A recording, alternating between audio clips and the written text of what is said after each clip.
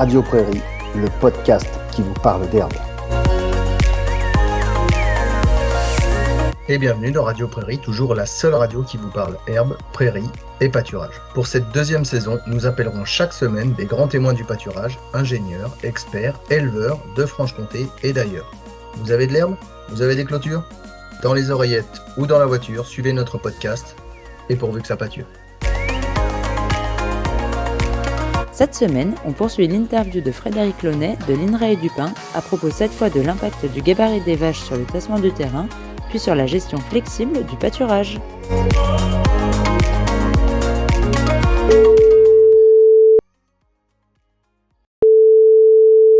Et bonjour Frédéric. Bonjour Florian. On a un troupeau avec 3 races, ça je pense que Luc vous l'a expliqué. Oui. Et on sait aussi que un des aspects importants en lien avec cet aspect piétinement des prairies, c'est le gabarit de nos animaux. On sait que la normande, qui ressemble beaucoup à la montbéliarde chez vous, ou la holstein, donc sont des vaches qui sont plutôt grandes et lourdes. Et on a aussi un tiers du troupeau qui est constitué de jersiaises, donc là plutôt des formats beaucoup plus légers. Et on a commencé l'année dernière à faire quelques mesures de la pression en fait exercée par les vaches donc sur le sol, donc en mesurant à la fois la surface du sabot et le poids des vaches. Là, en fait, ce qu'on a vu, on a fait pour l'instant des mesures sur une saison, sur 36 vaches, 12 vaches par race, et avec donc la moitié de ces vaches qui étaient des primipares. On n'a pas vu d'écart significatif entre les vaches de grand format, donc les holstein et les normandes. Par contre, la pression est significativement plus faible pour les jersiaises. Et en fait, plutôt que la surface du sabot, c'est vraiment le poids des animaux qui va avoir une influence importante. Et c'est d'ailleurs une des voies qu'on explore du côté de la génétique. Mes collègues généticiens là, ont fait une sélection divergente sur le format, sur les normandes et sur les holstein. On espère au bout de 5 générations avoir des écarts de l'ordre de plus ou moins 60-80 kilos entre les animaux sélectionnés plutôt pour être dans des grands formats et ceux plutôt pour des petits formats. Et ce qu'on espère là, ce qu'on souhaite là aussi montrer, c'est que donc pour s'adapter au pâturage, il y a toutes les techniques qu'on a évoquées là tout à l'heure, mais la voie de la génétique peut aussi être une solution. C'est vrai qu'en France, globalement, pour toutes nos races laitières, on a souhaité des grands formats, des vaches très grandes avec une grande capacité d'ingestion et du gabarit.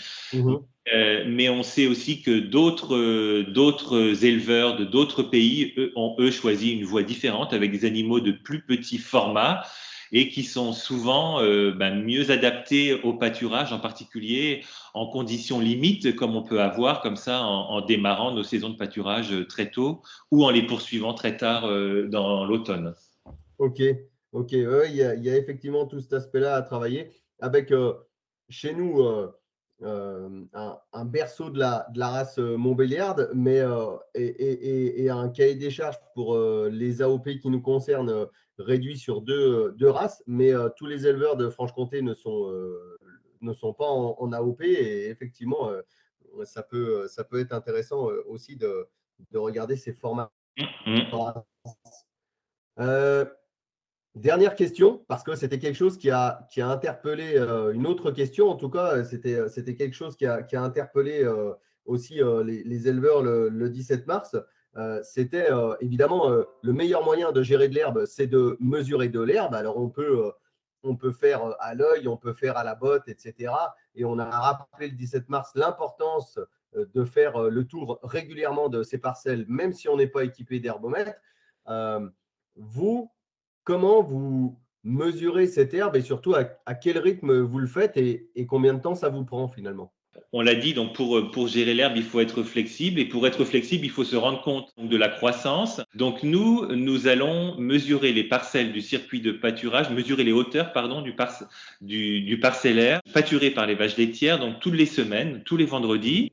On le fait c'est ce qui nous permet donc de suivre la croissance moyenne sur nos parcelles d'herbe.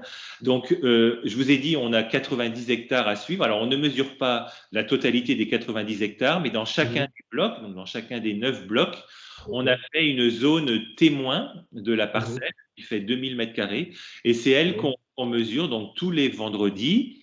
Ça nous prend à peu près 2 heures pour faire ce suivi de croissance, donc sachant qu'on mesure toutes les parcelles, sauf la parcelle qui est en cours de pâturage ou en cours de fauche, si jamais ça arrive. Et ces valeurs servent aussi de référence pour notre petite zone, là, puisqu'on participe à l'Observatoire régional de la croissance de l'herbe donc de Normandie, qui est doté donc par la Chambre régionale d'agriculture de Normandie. Donc nous, l'INRAE, nous y participons, avec aussi les lycées agricoles et puis les organismes de contrôle laitier de Normandie. Consacrer 2 heures par semaine à faire ça, c'est pas grand-chose quand on pense à tout ce que ça nous apporte ensuite en termes de gestion efficace de l'herbe. Une personne donc peut suffire à le faire. On a aussi, nous, plus que ces 90 hectares à faire. Donc là c'est souvent moi qui le fais. J'essaie quand même, surtout à cette saison où la pousse est importante, d'aller une fois par semaine faire un tour des parcelles, même sans herbomètre, mais au moins pour se rendre compte du stock qu'on peut avoir sur pied. Et là, par exemple, en début de semaine, en faisant mon tour, j'ai vu qu'il était temps de faire les premières fauches pour pouvoir assurer déjà le second cycle et avoir suffisamment de stock de report pour le prochain cycle de pâturage. Donc là, nous avons fauché à peu près 90 hectares. Et puis là, après, je dirais dans 3 semaines, un mois, on s'adaptera en fonction de la pousse de l'herbe. Si ça continue à pousser beaucoup, eh bien, tous ces blocs seront à nouveau fauchés pour une deuxième coupe.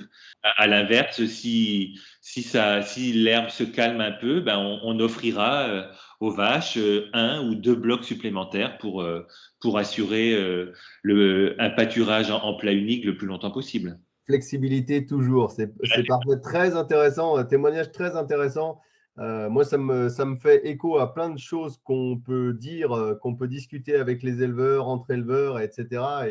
Et alors, voilà, c'est très, très intéressant. Je dis souvent, et d'ailleurs sur le fait d'y passer 2 heures et de marcher, je dis souvent qu'il y en a qui payent le dimanche des fois pour aller faire des randonnées. Et là, chaque semaine, on propose de faire une espèce de mini randonnée. Et en plus, ça nous sert à bien gérer l'herbe. J'ai une toute dernière question. À combien vous prenez les décisions là? Une fois que vous êtes revenu de vos mesures d'herbe, là, vous discutez à combien des décisions que vous prenez pour gérer la suite? Ouais, là pour le coup, on a un modèle vraiment différent des exploitations classiques, mais je dirais que on va discuter à 3, c'est-à-dire donc moi, la personne qui va gérer le chantier d'ensilage, et puis la personne qui s'occupe de la gestion du pâturage des vaches laitières. Parfois, quand on fauche beaucoup comme ça, on peut avoir un petit moment ensuite où on se dit, ouh là là, on a peut-être fauché un petit peu trop. Mais c'est toujours plus simple, finalement, d'avoir comme ça peut-être une semaine où on se fait un petit peu peur sur le stock d'herbe d'avance que se faire déborder. Parce qu'après, ça peut être plus compliqué. Là, je vois la météo en plus pour nous là, est beaucoup moins certaine. Et au moins, je sais qu'en faisant ça, on a assuré. On a assuré, comme je vous ai dit, pour la suite du pâturage. Et puis ensuite, on a assuré aussi en qualité, puisque là, l'herbe qu'on a récoltée, certes, dans certaines zones, on aurait pu encore attendre un peu pour avoir un peu plus de quantité, mais par contre, la qualité, là, est vraiment au rendez-vous. Et je sais que du coup, avec ce silo d'herbe là, mes vaches feront du lait avec de l'herbe. Je ne serai pas obligé d'acheter de la protéine. Et enfin voilà, là, surtout dans le contexte actuel, cette protéine qu'on a gratuitement là et à disposition, il faut vraiment en profiter, quoi. Oui, oui, ok, très bien. Eh ben, c'est très bien. Et les décisions à 3, moi j'encourage. On a beaucoup d'exploitations où il y a 3 associés. C'est très intéressant de les prendre à 3 aussi. J'encourage les gens à beaucoup échanger là-dessus. Merci beaucoup, Frédéric, pour ce témoignage. Avec plaisir. Et puis une belle saison. Et puis peut-être qu'on se recontactera dans la saison. On viendra retoquer à la porte et prendre quelques nouvelles. Pas de problème. Et puis, donc, pareil, je souhaite à tous une bonne saison de pâturage de l'Atlantique jusqu'au Jura. Eh ben, merci beaucoup. Merci beaucoup. À bientôt. À bientôt. Au revoir. Au revoir. Allez, réagissez, commentez, interpellez-nous même. Rendez-vous la semaine prochaine et n'oubliez pas de pâturer. Radio Prairie, le podcast qui vous parle d'herbe.